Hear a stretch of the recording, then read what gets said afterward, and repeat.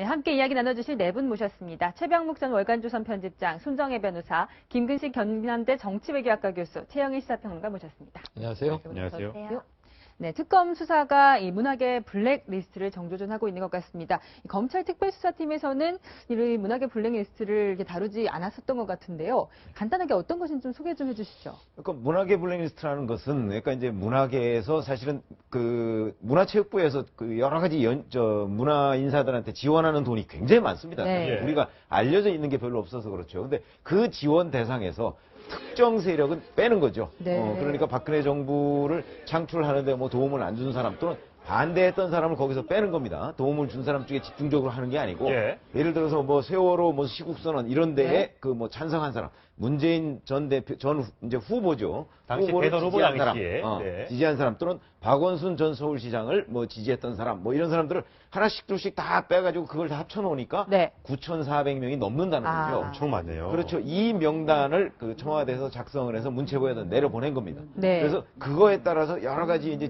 그 뭐 예총이니 이런 데서 지원 대상이 올 거 아닙니까? 네. 그러면은 그 명단과 대조해서 이 사람은 블랙리스트에 있으니까 지원하면 안 돼. 뭐 이런 식으로 관리를 했다는 의혹이죠. 네, 그래서 근데 뭐 거의 사실로 확인이 되고 있습니다. 청와대가 이 문건을 내려보냈다는 게 지난해 5월경인데요. 이 문화체육관광부에서는 이 블랙리스트의 존재 자체를 부인했습니다. 문화체육관광부 관계자들 얘기 들어보시고 오시죠.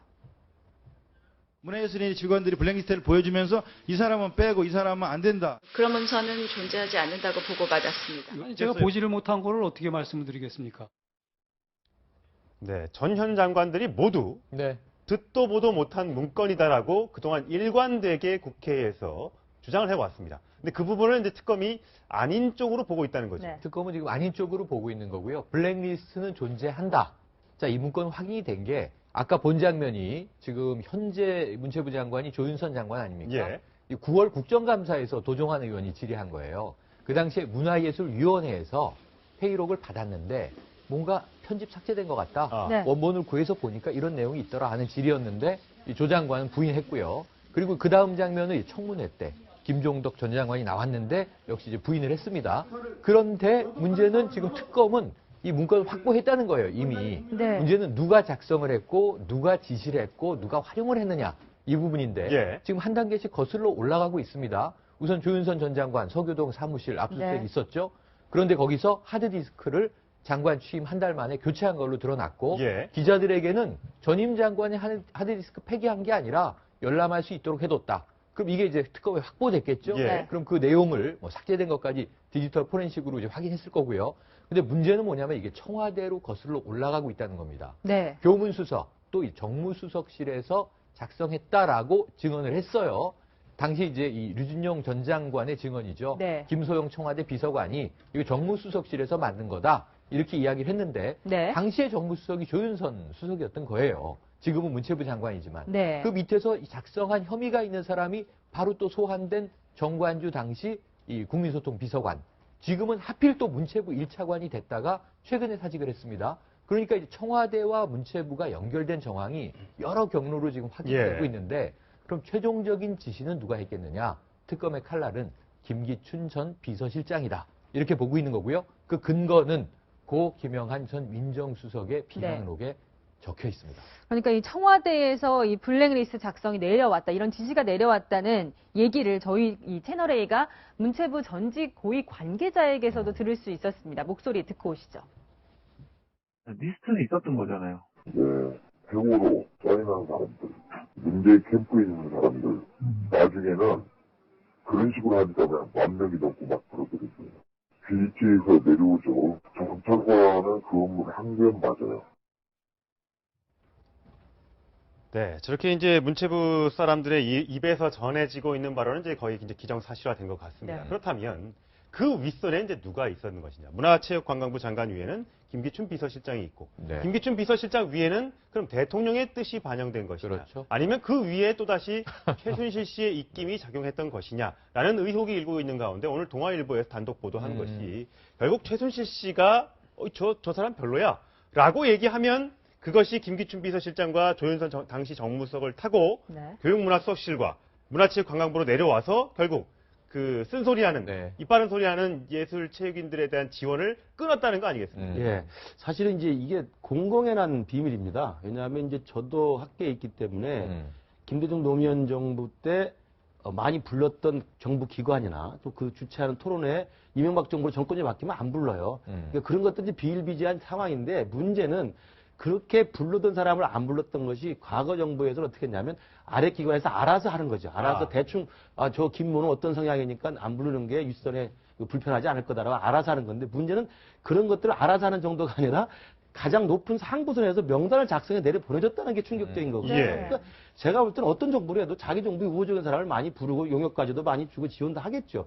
그러나 그것은 아래에서 알아서 한다면 누가 뭐 어떻게 하겠습니까? 물론 그것도 나쁜 경우긴 합니다만 이건 대통령 비서실장과 대통령 정무수석이 주도해서 명단을 잡아가지고 밑에 내려보냈다는 거거든요. 예. 제가 아는 문화예술계 지인 이야기를 저는 들어서도 알고 있었습니다. 그러니까 이 문화체육관광부에서 주최하는 어떤 과제에 공모하면 선정위원회 같은 걸 열어요. 그럼 선정위원회에 들어간 교수들 이야기 들어보면 대충 알아서 정부에서 나와서 이 사람은 안 된다.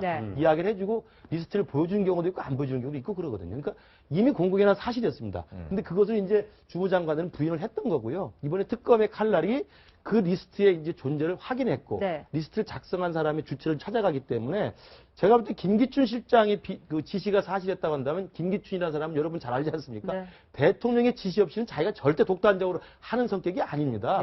평생 그렇게 살아왔기 때문에 저는 김기춘 비서실장의 칼날은 결국 대통령 선도의 상부의 지시가 아니면 없지 않았겠는가 이렇게 추측이 됩니다. 그리고 이 사건에서는 최순실의 국정농단, 최순실이 블랙리스트에 가여했느냐 그게 핵심으로 보이는데 일단 특검은 그렇게 바라보고 있는 겁니다. 최순실이 문화계를 장악하려고 했고 문화계의 여러 가지 이권 사업에 사실은 여러 가지 혜택을 받기 위해서 움직인 정황들이 있지 않습니까? 그 과정에서 내 사업에 반대할 수 있는 사람들, 내 눈밖에 난 사람들을 사업 목적 또는 개인의 호불호에 따라서 이렇게 가르면서 이 블랙리스트 작성을 박근혜 대통령을 통해서 움직인 거 아니냐 이렇게 보고 있어서 그 연결고리를 특검에서 지금 찾고 있는 것으로 보입니다. 박근혜 대통령이 이제 어쨌든 미르와 K스포츠 재단을 만들려고 했던 것. 그럼 미르 재단에 만약에 뭐 누구와의 이름의 증언이 이어지고 있습니다만 미르재단의 이사장으로 만약에 퇴임 후에 가려고 했다는 것. 그렇다면 내가 퇴임 후에 미르재단 이사장이 가서 이렇게 이 문화계가 좌파 성향으로 가는 것에 대해서 내가 뭔가 이익을 좀 담당해서 좀 막아보겠다. 어떤 그런 의도가 숨어 있었을까요? 저는 우선 뭐 박근혜 대통령이 제 K스포츠 재단 이사장으로 가려고 했다는 부분에 대해서 믿지 않아요. 그러니까 이제 그 부분은 이제 어느 신문의 보도니까 그건 그렇다 치고. 그다음에 그렇다면 이제 그 두 재단을 만들어서 사실은 그 두 재단에서 지금 문체부에서 지원하는 것만 가지고서는 이게 제대로 통제가 안 되니까 그 두 재단에서 만약에 그 임기가 끝나더라도 두 재단에 돈을 모아놓으면 이 두 재단을 지원하는 것들이 굉장히 많이 있지 않겠습니까? 지원할 때도 보면 체계적으로, 그러니까 박근혜 대통령 생각으로는 체계적으로 한다면 이른바 진보 또는 좌파 쪽에 지원하는 걸 좀 적절하게 돈 가지고 통제를 할 수 있지 않을까 이런 생각을 한 거 아닌가 싶어요. 그런데 여기는 두 개의 이해관계가 맞아 떨어져요.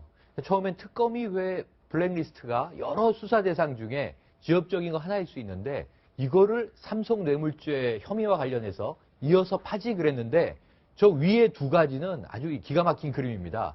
김기춘 비서실장은 공안통 검사 출신이지 않습니까? 또 박정희 정권부터 계속 이제 정치 생명을 이어왔던 사람인데 본인 입장에서는 김영삼, 민정수석 비망록에 있는 그대로 문학의 좌파를 응징해야겠다. 그리고 박근혜 대통령이 주로 반대하고 있다. 이런 이제 의미가 하나 있고 최순실은 문학의 이권을 장악하려다 보니까 반대파들에게 빨간 짝지를 막 찍어놓으면 말이죠. 배제하는데 아주 용이한 수단이 됩니다. 그러니까 이 두 사람이 서로 만났을지 안 만났을지가 의혹의 대상 아닙니까? 서로 못 만났다 하더라도 암묵적으로 이해관계가 딱 맞아떨어지는 그 대목인데 오늘 아침 보도 기사에서 눈여겨볼 대목이요.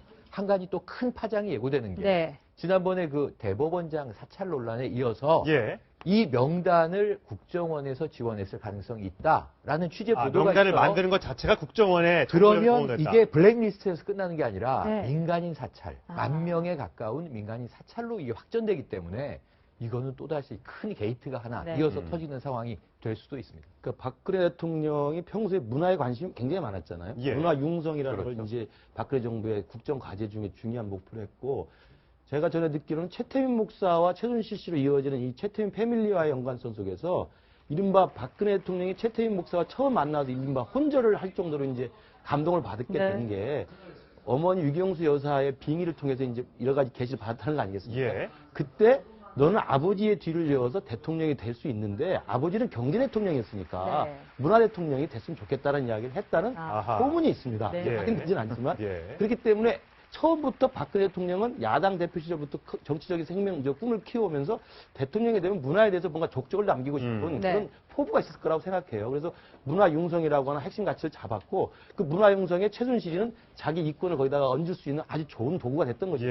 그래서 재단을 만든 건데 당연히 문화 쪽으로 자기 업적을 쌓으려고 하는데 좌파 이른바 진보적 문화예술인들이 많지 않습니까? 미국도 대부분의 영화배우 유명한 아는 사람들은 다 리버럴한 국가이거든요. 그렇기 때문에 모든 나라의 민주주의 국가는 문화예술인들은 자유롭고 자유분방하기 때문에 비판적이죠. 그러나 어떤 나라도 우리나라처럼 지금 1인당 GDP가 3만 불 가까이 된 나라에서 정부 차원에서 이렇게 문화예술인들의 비판적 성향을 재갈을 물리고 정부 지원금을 끊겠다? 국격이 떨어지는 이야기입니다. 창피한 노릇이고요. 여기에 청와대가 개입했다는 것은 정말 창피한 정도를 넘어서 정말 분통 터질 일이라고 생각합니다. 저는 이제 국정원이 뭐 좀 개입했다 이런 의혹이 있다고 하지 않습니까? 이제 그 부분은 사실은 뭐 그건 뭐 사실관계를 이제 들여다봐야 되겠지만 저는 일단 저 내용 분류를 보면 저건 다 공개된 자료들입니다. 세월호 시국선언에 참여한 사람들, 문재인 후보 지지를 했던 문화예술인들 이런 사람들, 뭐 박원순 후보 지지 선언했던 사람, 이거 다 공개적으로 된 거거든요. 그러니까 공개적으로 안 된 얘기들이 거기에 포함되어 있다면 국정원의 도움을 안 받고서는 저런 일이 벌어지지 않겠지만 지금 저건 다 공개된 얘기들이에요. 그러니까 굳이 국정원 도움을 안 받아도 되는 거였기 때문에 청와대 정무수석실에서 충분히 명단만 놓고도 추릴 수 있는 거다 이렇게 봅니다. 그 관련해서 이제 고은 시인이 나는 어디도 서명한 바가 없다. 내 이름이 왜 들어갔는지 모르겠다. 오랫동안 단체제 인사였기 때문에 9,400여 명의 명단 중에 한 사람으로 이름이 공개된 사람이 이제 고은 시인이라는 얘기잖아요. 그렇습니다. 고은 시인은 굉장히 유명한 분이고 우리나라의 유일한 노벨 문학상 후보. 해마다 올라가는 후보. 그리고 뭐 우리가 알지만 이제 만인보라든가 대표적인 시들이 세계적으로도 유명합니다. 원로 시인이기도 하죠. 뭐 김지아 시인 같은 경우에 최고의 정치적 발언 많이 하고 계시잖아요. 이문열 작가도 그렇고. 근데 고은 시인이 명단에 있어서 이제 뭐 언론에서 인터뷰를 직접 했어요. 그런데 나는 어디도 서명하지 않았는데 예를 들어 뭐 문재인 후보를 지지한다 이런 서명을 하는 것은 시인으로서 천박한 일이라고 생각한다. 난 그런 거 하지 않는다 이런 얘기를 했어요. 그러면 이제 박정희 정권 때부터 항상 반체제로 분류돼 왔기 때문에 마치 당연직처럼 올라간 거 아니겠느냐라고 본인 스스로 추정을 하면서 어쨌든 이 정부의 이 행태는 역겹다 이런 표현을 했습니다. 또 다른 시인 안도현 시인 같은 경우는 오히려 자기 이름이 있어서 다행이었다 이런 영광이다 뭐 이런 보이시기도 했어요. 그러니까 문화예술계의 이제 대부분 이제 진보적 성향 그다음에 정부 비판적이고 좀 자유분방한 성격을 가진 분들이 태반이기 때문에 이 10,000명에 가까운 명단에 자기 이름이 올라져 있는 게 사실 어떻게 보면 영광이라 생각할 수가 있고요. 과거에 이념 논쟁이 심각했을 때도 마찬가지 아닙니까? 이쪽에서 친일 명단, 친일파 명단 만들어서 사전 내면 저쪽에서 친북파 명단 또 만들어서 사전 내고 그리고 그때 친북파 명단에 끼고 그랬어요. 그것도 영광이라 생각했다고 생각도 있어요. 근데 그렇게까지 할 필요 없는 거고요. 문제는 제가 볼 때 아까 말씀드린 것처럼 어떤 정부나 정부가 바뀌면 자기 정부의 우호적인 지식인, 학자, 문화예술인들한테 가능하면 많은 지원을 주려고 하죠. 근데 티나지 않게 하는 게 있고 이렇게 노골적으로 하는 경우가 있는 거거든요. 그러니까 노골적인 경우는 사실 이건 냉전 시대나 아니면 군사독재 시절에 가능한 거예요. 블랙리스트라는 게. 과거에도 군사독재 시절에 노동운동했거나 노동조합 가입한 경력이 있으면 노동부 안에서 리스트가 있어서 취업을 방해하고 그랬지 않습니까? 군사독재 시절에 있었던 것이지 이렇게 민주화된 지 30년이 됐는데도 리스트가 존재한다? 물론 리스트는 우리 최 편집장님 말씀대로 뻔하게 구입할 수 있습니다. 찾을 수 있습니다. 명단에 다 나와 있기 때문에.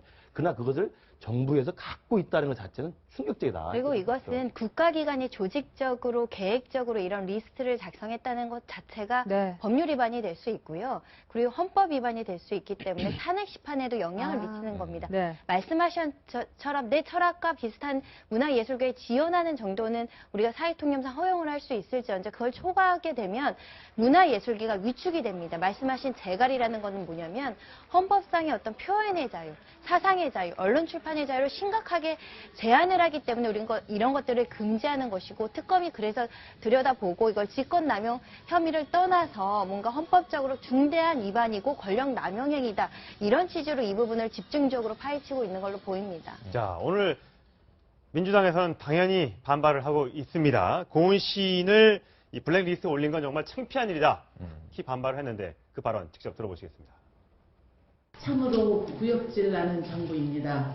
야만의 정부입니다.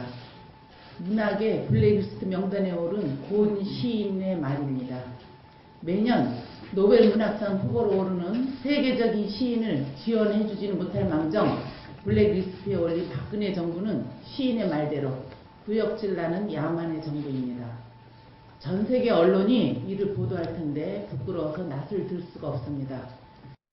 네, 이 고은 시인 말고도요, 연예인들 상당수가 문재인 대선 후보를 지지했다는 이유로 또는 야당 후보들을 지원했다는 이유로 등등으로 블랙리스트에 오른 것으로 사실 다른 사람들의 입을 통해서 전해지고 있는데 가장 유명한 사람이 영화배우 송강호 씨일 겁니다. 과거에 그 영화 변호인에 출연했던 것 때문에 곤혹을 치렀다는 얘기를 본인이 한 적도 있는데 네. 당시 영화 속 장면 한번 먼저 보고 계시겠습니다. 대한민국 헌법 제1조 2항 대한민국 주권은 국민에 있고 모든 권력은 국민으로부터 나온다. 국가는 국민입니다. 근데 실제로 그 유진용 전 문체부 장관에 따르면 김기춘 전 실장이 저 영화 변호인을 굉장히 싫어했다는 거잖아요. 그렇죠. 네. 아니, 그러니까 저게 불임 사건을 다룬 거잖아요. 네. 그러니까 이제 공안 검사 출신들은 불임 사건, 왜냐면 저거 사실 부임 검사가 네. 최병국 전 의원이에요. 그래서 제가 한번 물어봤어요. 그분은 아직도 확신하고 있어요. 왜냐면 내가 만난 사람 만나서 그 수사를 했던 그 사람들을 지금도 명확하게 알고 있다. 네. 그 사람들의 발언을 알고 있다. 이렇게 얘기하는 건데 저 변호인에는 그것들이 거의 조작된 사건처럼 나오잖아요. 네. 나오니까 이제 굉장히 불편했을 것이고 더군다나 공안검사 출신인 김기춘 전 비서실장도 마찬가지 입장이었을 거예요. 그러니까 저걸 봐가면서 뭐 이렇게 계속하면서 불편한 감정을 숨기지 않았다 하는 게 유진용 전 장관의 증언입니다. 근데 그게 굉장히 문제되는 게 쯧쯧만 했으면 괜찮아요. 개인적인 영화에 대한 소감이잖아요. 네. 그렇죠. 그런데 이거에 투자한 CJ그룹에 대한 제재를 지시했다는 거고 네. 우리가 과거 기억을 하면 이미경 부회장을 CJ그룹에서 나가라 마라 이런 여러 가지 영향력을 행사했다라는 게 나오면 단순히 영화를 넘어서서 뭔가 특정 기업에 불이익을 주는 지시 이것 자체도 직권남용으로 볼 수 있기 때문에 이 변호인에 대한 영화에 대한 논란은 그냥 단순한 게 아니라 범죄로도 연결될 수 있다고 보입니다. 근데 저렇게 얘기하는 것 중에 김기춘 실장이 특히 그 이제 혀를 찼던 이유 중에 하나가 바로 그거예요. 그 변호인이 다 끝나고 나면 제작 투자 뭐 이런 것들이 이제 거기에 문체부가 있었던 거예요. 그러니까 유진용 전 장관한테 속으로 그랬겠죠. 너 뭐 하는 사람이야? 이런 데에다가 저 문체부에서 투자를 하고 그것 때문에 아마 결정적으로 유진용 전 장관이 이른바 우리가 찍혔다고 하잖아요. 경질 배경에 그런 것이 사실 민주주의의 가장 큰 장점이자 성숙한 모습이 바로 관용 아닙니까? 네. 톨레란스라는 건데 물론 김기춘 실장이야 평생 이렇게 살아오신 분이고 대북관이나 아니면 이 북한에 대한 입장이라든지 진보 좌파에 대한 입장이 있겠죠. 그러나 그것을 자기가 갖고 있는 신념하고 민주주의 대한민국의 비서실장으로 재직할 때 해야 될 공적인 업무는 구분돼야 되는 거거든요. 네. 어떤 사람이 변호인이라는 그 영화를 만들어서 그 영화에 많은 사람들이 수백만 명이 봤다고 그래서 그걸 기분 나빠하고 거기에 문체부가 후원했다고 화를 내면 안 되죠.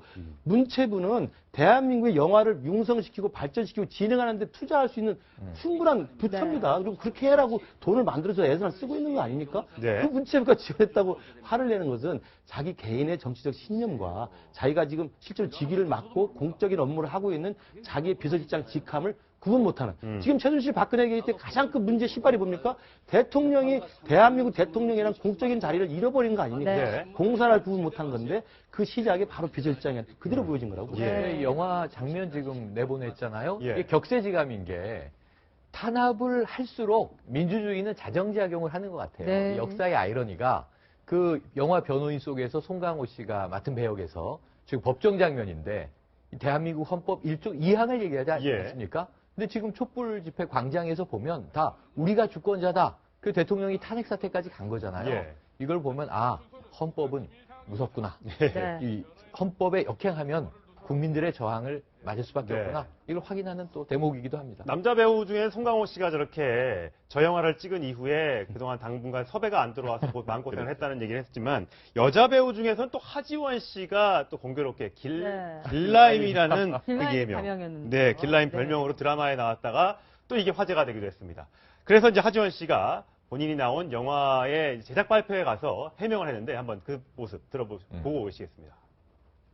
길라임이라는 이름이 언급된 거를 보고 사실 좀 놀랐고요.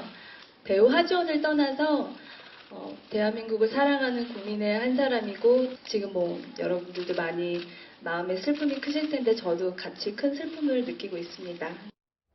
네, 최열 평론가님 그런데요. 네. 저희가 이 유진용 전 문체부 장관이 찍힌 거 아니냐 아까 이런 얘기를 했었잖아요. 네네. 그런데 여기에 관련해서 이승환 씨가 혹시 자기 때문에 경질된 거 아니냐 좀 이런 얘기를 아니, 했다고요. 이승환 씨는 네. 또 이 뭐랄까요? 이런 일이 벌어지고 나니까 자기와 관련된 에피소드가 떠오르면서 좀 찔렸던 것 같아요. 네. 뭐냐면 국무총리가 주는 문화예술 대상을 탔다는 겁니다. 네. 현 정부에서 일입니다. 그래서 아니 왜 박근혜 정부에서 나에게 주지? 지금 아시지만 촛불 집회 광장 초기에 나와서 노래를 불렀고요. 길가에 버려지다라는 자작곡을 또 써가지고 이효리 씨, 전인권 씨랑 같이 또 발표도 했고요. 네. 지금 어찌 보면은 일반 대중들이 좋아하는 국민 가수급 중에 가장 저항적인 가수예요. 이명박 정부 때도 그렇고 이번 박근혜 정부 때도 그렇고. 네. 근데 국무총리 상을 주니까 깜짝 놀랐는데 그게 류진용 문화부 장관 당시에 받았다는 겁니다. 그러고 나서 지금 이 유 장관의 뒤늦은 증언들을 들으면서 아 그때 나한테 이 상을 줘서 경질된 거 아닌가 하는 찔림이 지금 있었던 것 같아요. 네. SNS에 최근에 이 글을 올린 건데 네. 이게 또 굉장히 화제가 되고 있습니다. 예. 사실 지금 최순실 게이트는 영화보다 더 영화 같지 않습니까? 아마 이번 정부가 마무리가 되면 다음 내년이나 이쯤에 영화로 한 편 써내도 충분히 뭐 1000만 관객을 돌파할 영화가 되지 않을까 그런 생각이 듭니다. 자, 다음 주로 넘어가겠습니다.